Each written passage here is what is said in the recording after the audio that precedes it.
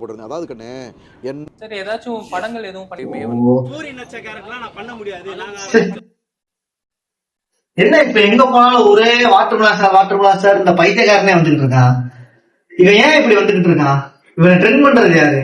இதுக்கு முன்னாடி இவனை கூப்பிட்டு யூடியூப் சேனல்காரங்க தான் ட்ரெண்ட் பண்ணாங்க. சிவாஜி மாதிரி பண்ணுங்க, ரஜினி மாதிரி பண்ணுங்க, சூர்யா மாதிரி பண்ணுங்கன்ட்டு.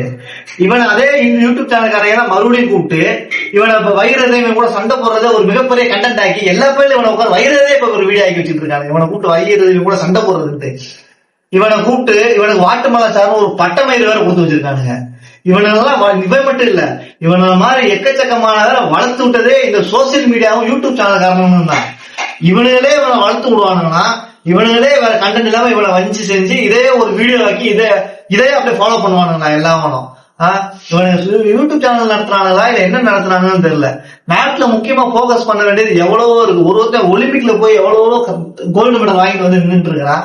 அவனை எடுத்து போடுறதுக்கு ஒருத்தன் காணும். செஸ்ல விளையாண்டு வேர்ல்டு லெவல்ல ரெக்கார்ட் நடத்து வராங்க. அவங்க வீடியோ எடுத்து போட ஒரு பயில ஆளை காணும்.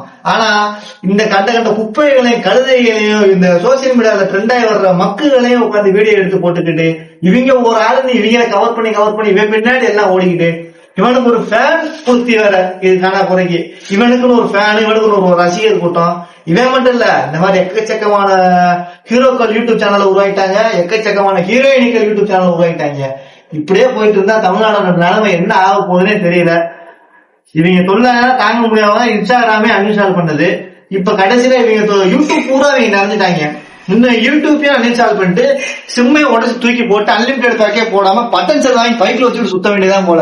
அதுதான் உண்மையிலே வெற்றி. இதுக்கப்புறம் அந்த ஐடியாவுக்கு தான் நானே மாறிக்கிட்டு இருக்கிறேன். நீங்களும் இதே ஐடியாவை ஃபாலோ பண்ணி மாற பாருங்க. இவங்க நம்ம இருந்தோம்னா நம்மளே மக்காக்கி விட்டுருவானுங்க.